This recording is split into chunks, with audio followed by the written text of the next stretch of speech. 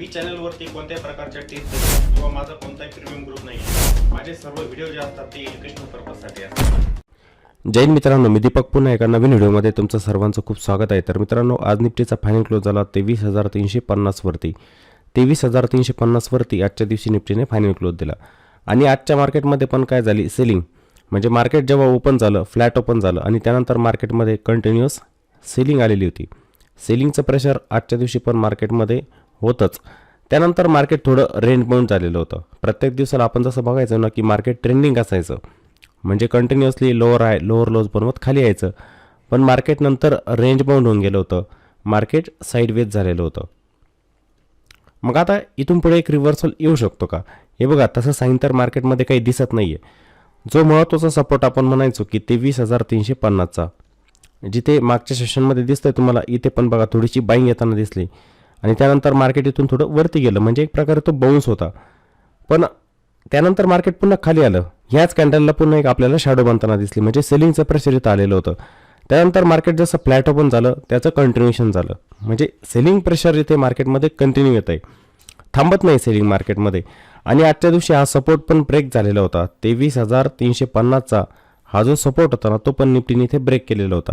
आणि तो support break करून मार्केट खाली पण गेलेलं होतं. तो लो पण आपण बघण्याचा इथे प्रयत्न करूया की तो लो किती होता, आजच्या कॅन्डलचा लो. तर ती लेवल होती बघा 23,263ची. म्हणजे बघा हा सपोर्ट 23,350चा आणि मार्केट जाऊन पोहोचलेलं होतं 23,263 पर्यंत. 23,263 पर्यंत मार्केट जाऊन पोहोचलेलं होतं.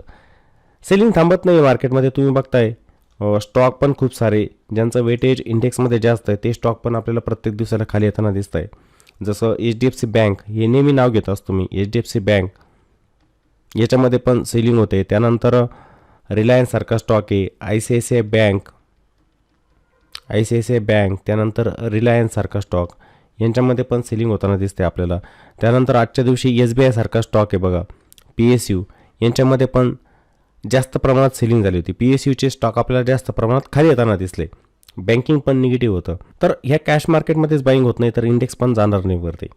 आणि तसा पण मार्केटचा ट्रेंड निगेटिव्ह चालू आहे, ट्रेंड निगेटिव्ह आहे मार्केटचा. आणि आजच्या दिवशी मार्केटमध्ये एक न्यूज पण आलेली होती अडाणी ग्रुप संदर्भात एक न्यूज पण आलेली होती. आणि जेव्हापासून मी या प्लॅटफॉर्मवरती काम करतो आहे तेव्हापासून जे लाईव्ह सेशन होत असतात, त्यानंतर यूट्यूबवरती काही व्हिडिओ पण बनवत असतो आणि त्यामध्ये पण तुम्हाला सांगत असतो की शक्यतो अडाणी ग्रुपच्या स्टॉकमध्ये जायचं नसतं. बहुतेक जण काय करतात, तो यांच्यामध्ये मोठी रॅली येत असते, याच्यामध्ये जास्त प्रॉफिट बनत असतं, त्यामुळे ते अडाणी ग्रुपच्या स्टॉकला बाय करतात.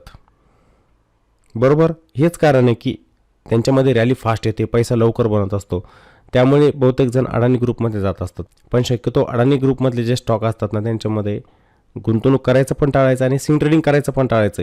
एखाद्या वेळेला असं व्हायचं की तुम्ही अडाणी ग्रुपचा स्टॉक बाय करायचा आणि त्यामध्ये एखादी न्यूज येऊन जायची, म्हणजे या स्टॉकवरती त्या न्यूजचा ताबडतोब इम्पॅक्ट पडतो. स्टॉक जर 20% खाली येत आहे आणि तुम्ही चांगल्या लेवलला पण स्टॉकला बाय करताय, पण या स्टॉकमध्ये ना सेलिंग जास्त येत असते अडाणीच्या. आणि असं 3-4 वेळेला झालेलं आहे. हिंडनबर्गची न्यूज होती, त्यानंतर टाइम्स ऑफ इंडियाच्या पत्रकार सुचिता दलाल यांनी जे वक्तव्य केलं होतं त्यानंतर पण. मग अशा गोष्टी ज्या घडत असतात या ग्रुपच्या संदर्भात, त्याचा इम्पॅक्ट आहे ना खूप लवकर पडत असतो या ग्रुपवरती. आणि आजच्या दिवशी मग हे स्टॉक जे होते ना, काही स्टॉक तर 20% खाली होते, 20%, 15%, 10% सर्किट लागलेलं होतं स्टॉकला. मग एखादी व्यक्ती त्याच्याकडे जर असे स्टॉक असतील तर निगेटिव्ह रिटर्न दिसणार. हे बघा, अडाणी ग्रुपचे काही स्टॉक चांगले पण आहेत, मी म्हणणार नाही की पूर्ण स्टॉक खराब आहे. अडाणी ग्रुपमध्ये पण काही स्टॉक जे आहेत ना चांगले आहे.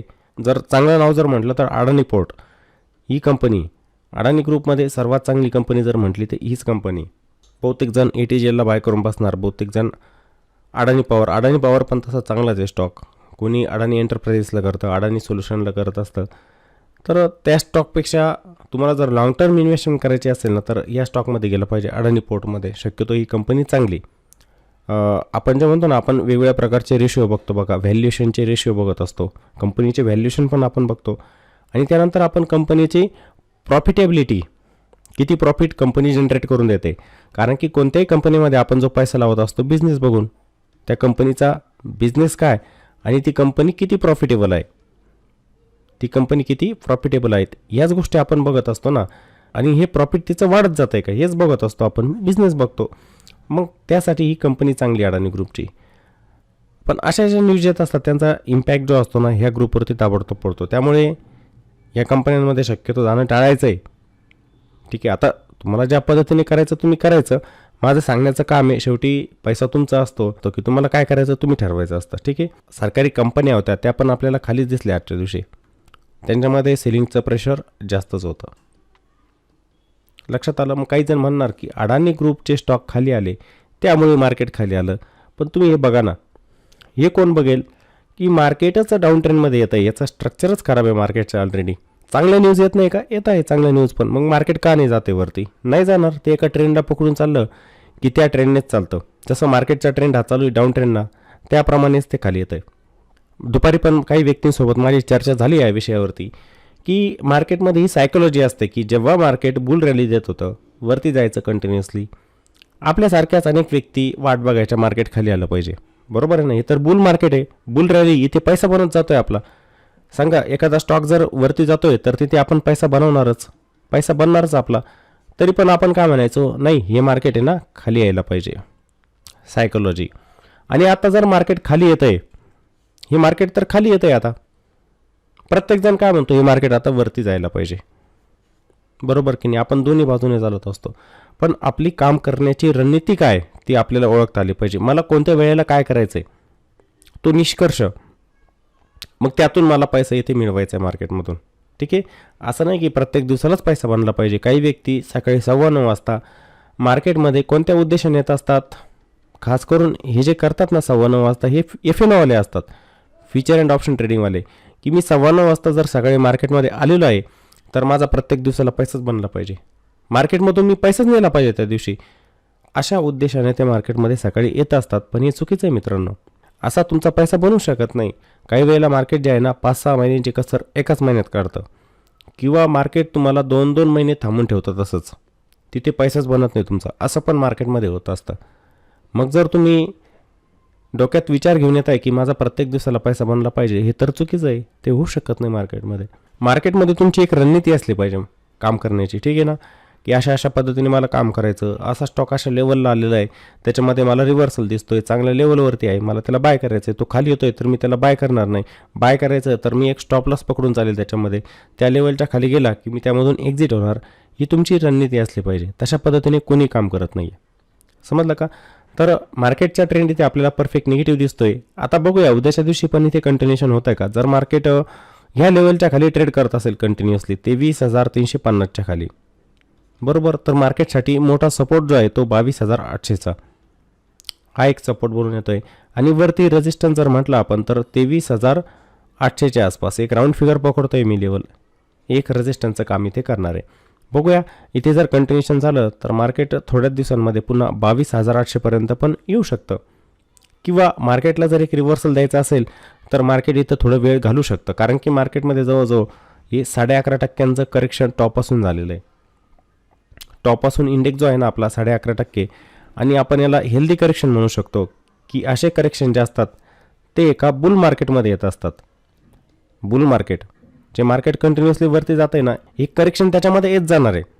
10-15%, जास्तीत जास्त 15%. आता हे 15% तुटलं तरी काही अडचण नाही, पण 15%पेक्षा जास्त मार्केट तुटायला नको. जसे मार्केटमध्ये जे क्रॅश झाले 2020चा क्रॅश जवळजवळ 35% होता, त्याच्या अगोदरचे पण क्रॅश झाले, काही क्रॅश होते 25-30% होते, काही 50% पण होते. असे क्रॅश, त्याला आपण क्रॅश म्हणणार. मग शब्द काय वापरणार त्याला आपण मार्केटमध्ये, क्रॅश आलेला आहे. हा शब्द आणि करेक्शन या दोघांमध्ये डिफरन्स असतो. क्रॅश आणि करेक्शन 15% आलं, 10% हे मार्केटमध्ये करेक्शन येत आहे. जसं मार्केटवरती गेलेलं तसं खाली पण येणार, ते प्रॉफिट बुकिंग पण होणार, FIची सेलिंग पण होणार, FI पण प्रॉफिट बुक करणार, आपला पैसा ते बाहेर काढणार, या अशा गोष्टी घडणार. क्रॅश म्हणजे काय, मार्केट थांबतच नाही आहे. 20% झाले, 25% झाले, 30% झाले, खाली येत आहे, तर मग त्याला आपण क्रॅश म्हणू शकतो. कन्सेप्ट माझ्या मते सर्वांना लक्षात आलेली असेल. तर मार्केटचा ट्रेंड इथे परफेक्ट निगेटिव्ह आहे. बघा आपल्याला लेवल इथे सुटसुटीत दिसत आहे की 23,800चा एक रेजिस्टन्स बनतोय. आता जसं आपण इथे म्हणायचो ना की 24,500चा एक रेजिस्टन्स आणि खाली 23,800चा सपोर्ट, त्याच्या खाली मार्केट आता निघून गेलेलं आहे. हा स्विंग लो इथे ब्रेक झाला, मग हा जो सपोर्ट आहे ना, आता काय रेजिस्टन्सचं काम करतो इथे, की मार्केटला जर इथे वरती जायचं असेल तर ह्या रेजिस्टन्सला पार करून जावं लागेल. हा रेजिस्टन्स 23,800 इथे रेजिस्टन्स बनणार. आणि मार्केटला कंटिन्युएशन करायचं असेल तर हा सपोर्ट ब्रेक करावा लागेल. म्हणजे इथं ट्रेंडचं कंटिन्युएशन होईल. जो डाऊन ट्रेंड मार्केटचा चालू आहे त्याचंच काय होणार या ठिकाणी कंटिन्युएशन होणार. म्हणजे 23,350 याच्या खाली मार्केट कंटिन्युअसली ट्रेड करत असेल तर ही सेलिंग मार्केटमध्ये मग कंटिन्यू राहू शकते. मग सपोर्ट 22,800चा एकदम सुटसुटीत लेवल. आणि एक डाऊन ट्रेंडमध्ये मार्केट असताना येणारं त्याच्यामध्ये काय होतं असतं, सेल ऑन राईज होत असतं. जेव्हा पण मार्केट बाउन्स घेणार, सेल ऑन राईज म्हणजे वरती गेलं की ते शॉर्ट होतं मार्केट, त्याच्यामध्ये सेलिंग यायला लागते. मग सेलिंग बरोबर. आता ती सेलिंग यायची जेव्हा थांबेल ना, समजा इथून बाईंग आली मार्केटमध्ये, सेलिंग येत नाही, आली तर एखाद दिवशी येते पुन्हा बाईंग येते, याचा अर्थ समजायचा की मार्केट वरच्या रॅलीसाठी तयार होतं आहे. म्हणजे बाईंग येते आता मार्केटमध्ये. आणि ते साईन आपल्याला अजूनपर्यंत मार्केटमध्ये दिसतच नाही आहे.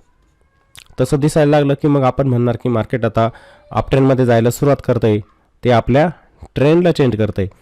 तसं कोणताही साईन अजून चार्टवरती आपल्याला दिसत नाही. ते दिसायला लागलं की मग आपण बोलणार की मार्केट अप ट्रेंडमध्ये चाललेलं आहे. ठीक आहे. या काही महत्त्वाच्या लेवल इथे आपण वन डे टाईम फ्रेममध्ये बघितल्या. इंट्राडेसाठी काही महत्त्वाचे लेवल असतात, त्याच्यामध्ये आपण मार्केटचा ट्रेंड बघत असतो. त्यानंतर मार्केट कसं कन्सोलिडेशनमध्ये जाऊ शकतं, कुठे ब्रेकआउट देऊ शकतं, कुठे ब्रेकडाऊन देऊ शकतं, त्या लेवल असतात आपण त्या छोट्या टाईम फ्रेममध्ये बघत असतो. दिवसा आपण जे मार्केटला बघतोय ते इंट्राडे म्हणतो आपण त्याला. मग ते बघण्यासाठी आपण जाऊया 5 मिनिटांमध्ये. तर मी 5 मिनिटांच्या टाईम फ्रेममध्ये चार्टला ओपन करतो. हे बघा, सकाळच्या वेळेला जे मार्केट ओपन झालं ना, पहिल्याच कॅन्डलमध्ये ते ताबडतोब खाली येऊन गेलं होतं. ठीक आहे. 10 मिनिटे थांबलं, पुन्हा मार्केटने ब्रेकडाऊन दिला. आपण इथे म्हटलं पण होतं की रिव्हर्सल द्यायचं असेल तर काय करावं लागेल, कंटिन्युएशन व्हायचं असेल तर काय करावं लागेल. ते बरोबर थांबलं आणि इथे ब्रेकडाऊन दिला होता मार्केटने. आणि त्यानंतरचा पूर्ण वेळ जर बघा मार्केटने, हे बघा इथे दिसेल तुम्हाला, इथे हा झोन पूर्ण वेळ मार्केट इथे साईडवेज झालेलं होतं. याला ट्रेंडिंग मार्केट म्हणता येणार नाही. हा जो झोन दिसतोय तुम्हाला यातच समजून येणार की हे बघा हा एक झोन होता. पूर्ण वेळ मार्केटने ह्या झोनमध्येच घालवला. मग याला कसं आपण ट्रेंडिंग मार्केट म्हणू शकतो? नाही, याला आपण काय बोलणार, sideways market, range bound market. आपण याला बोलत असतो रेंज बाउंड मार्केट. मग आता उद्याच्या दिवशी ते काय होऊ शकतं? प्रोबॅबिलिटी काय की सेलिंग थांबलेली का, असं म्हणायला पाहिजे का आपण? आता हे केव्हा म्हणू शकतो बरं, ही सेलिंग थांबलेली, मार्केट थोडं रेंज बाउंड झालं, समजा जी सेलिंग व्हायला पाहिजे मार्केटमध्ये नाही झाली, आज सेलिंग प्रेशर ॲब्झॉर्ब होताना दिसतंय का आपल्याला, ते उद्या समजेल. म्हणजेच आपल्याला इथे कन्फर्मेशन ते मिळणार उद्याच्या दिवशी. समजा इथे मार्केट फ्लॅट ओपन झालं, 23,350च्या आसपासच पकडूया आपण, आणि त्याने काय केलं, मग ह्या रेंजच्या बाहेर ब्रेकआउट दिला. हे जे मार्केट इथं रेजिस्टन्स घ्यायचं ना, याच्या बाहेर ब्रेकआउट दिला आणि इथून कंटिन्युएशन. येणारे जे हर्डल असणार मार्केट त्याला ब्रेक करत जात आहे का, जसं वरती 23,417चा एक रेजिस्टन्स येणार, त्यानंतर 23,500चं एक रेजिस्टन्स येणार. इथे एक सायकोलॉजिकल रेजिस्टन्स आपण याला म्हणू शकतो 23,500चा. मग तसं फॉर्मेशन मार्केट इथे तयार करते का, प्राईस तयार करते का फॉर्मेशन, ते आपण बघणार आहे. ते करत असेल तर आपण म्हणणार की इंट्राडेमध्ये मार्केट काय होतंय, ट्रेंडिंग होतंय. हेच बोलणार आपण की मार्केट आजच्या दिवशी काय झालं, ट्रेंडिंग झालं. रिव्हर्सल मिळाला का, नाही मिळाला. तुम्ही म्हणणार का मिळाला नाही, कारण की आपण जे वन डेवरती स्ट्रक्चर बघतोय ते परफेक्ट आपल्याला निगेटिव्ह दिसतंय. हे तर आपण छोट्या टाईम फ्रेममध्ये आलो ना, 5 मिनिटांचा टाईम फ्रेम आणि वन डे टाईम फ्रेम, दोघांमध्ये डिफरन्स असतो. इथे तुम्हाला फक्त काय दिसेल, मार्केट अप ट्रेंडमध्ये चाललेलं आहे, पण हा अप ट्रेंड कोणत्या टाईम फ्रेममध्ये, 5 मिनिटांमध्ये. आणि वन डेमध्ये गेलं तर डाऊन ट्रेंड निफ्टीचा. स्ट्रक्चर चेंज व्हायला तिथं वेळ लागेल आपल्याला वन डेमध्ये. ठीक आहे, इथं दिसेल फक्त आपल्याला. मग हे उद्यासाठी असतं की उद्या जर ट्रेनिंग झालं तर कोणकोणते हर्डल इथे येऊ शकतात, कोणते सपोर्ट येऊ शकतात, ते आपण बघतो इथे. मग वरती जवळजवळ 23,500चा पण एक रेजिस्टन्स येणार. त्याच्या अगोदर 23,417 ह्या लेवल निफ्टीमध्ये इथे रेजिस्टन्सचं काम करणार आहे. बघायचं आहे त्याच्यावरती मार्केट थांबतंय का. थांबत असेल तर एक ट्रेंडिंग उद्याच्या दिवशी पण मार्केटमध्ये येऊ शकतो. मग त्याचे कन्फर्मेशन मिळाले तर आपण फक्त लेवल बघतो इथे, लक्षात येतं आहे. आणि जर मार्केट गॅपअपच झालं ओपन, आता गॅपअप झाल्यानंतर पण काही वेळेला काय होतं असतं, कंटिन्युअसली जातं वरती, जसं कालच्या दिवशी झालं होतं बघा. पण जातं आहे वरती तर ते सस्टेन होतं आहे का तिथे, ते पण आपल्याला बघायचं आहे ना, की असं नाही की एक मूव आला ट्रेंडिंग आणि मार्केट पुन्हा शॉर्ट होऊन गेलं. जसं इथे ओपन झालं, आता 350 वरती जवळजवळ क्लोज दिलेला आहे आणि 101 पॉईंटने मार्केट झालं गॅप ओपन. आणि ओपन झालं, थोडंसं वरती गेलं, एक सायकोलॉजिकल रेजिस्टन्स येतोय आणि त्या लेवलपासून पुन्हा मार्केट झालं शॉर्ट, ते आलं खाली. म्हणजे हा मार्केटमध्ये विकनेसच झाला एक. आपल्याला काय पाहिजे? बाईंग पाहिजे आणि एक चांगला क्लोज पाहिजे मार्केटमध्ये, तेव्हा आपण म्हणतो की मार्केटमध्ये स्ट्रेंथ आहे, विकनेस नाही. आता बाईंग येते मार्केटमध्ये. मग त्यासाठी ह्या ज्या लेवल असतात ना, जसं मार्केट इथं गेलेलं आहे वरती, मार्केट समजा इथे झालेलं आहे गॅप अप ओपन, मग ते वरती जातं आहे आणि ह्या लेवलला थोडंसं रिजेक्शन आलं समजा, कारण की ज्या सायकोलॉजिकल रेजिस्टन्स असतात तिथे काय असतं, कॉल रायटिंग जास्त होत असते. मग समजा आलं तिथे रिजेक्शन येऊन पण जर त्या लेवलला ब्रेक केलं मार्केटने, तर आपण म्हणत असतो की मार्केट वरती थांबू शकतं. मग हे जे कॉल रायटर असतात सायकोलॉजिकल रेजिस्टन्सवरती, ते आपण आपल्या पोझिशन अनवाइंड करतात, म्हणजेच काय, तिथे शॉर्ट कव्हर होणार. मग शॉर्ट कव्हर झाले म्हणजे काय होणार आहे, ज्यांनी सेल केलेलं असतं ना ते बाय करायला लागतात आणि मार्केट पुन्हा वरती निघून जात असतं. अशी ॲक्टिव्हिटी होते मार्केटमध्ये. मग ते होतं आहे का, ते पण आपण उद्याच्या दिवशी बघणार. इथे विकनेस कसा येणार मार्केटमध्ये, मार्केट जर पुन्हा या लेवलच्या खाली कंटिन्युअसली ट्रेड करत असेल, 350च्या खाली, म्हणजे ही लेवल आहे याच्या खाली ट्रेड करत असेल, तर त्यामध्ये पण आपण काय बोलणार की आजचा डे लो, हा डे लो दिसतोय तुम्हाला, ही लेवल पण तशी सपोर्टचं काम करेलच. हा डे लो असणार आहे, हा आपल्यासाठी महत्त्वाचा असणार की मार्केट इथं फ्लॅट ओपन झालं 350च्या आसपास किंवा थोडंसं खाली 300च्या आसपास जर ओपन झालं, मार्केट आजच्या डे लोला ब्रेक करते का, ती लेवल कोणती असू शकते, 23,263ची. ही लेवल एक सपोर्टचं काम करेल. मार्केट झालं फ्लॅट ओपन, ते कंटिन्युअसली आलं खाली या डे लोपर्यंत आलं, इथे बाउन्स घेऊन पण जाऊ शकतं का, वरती जाऊ शकतं.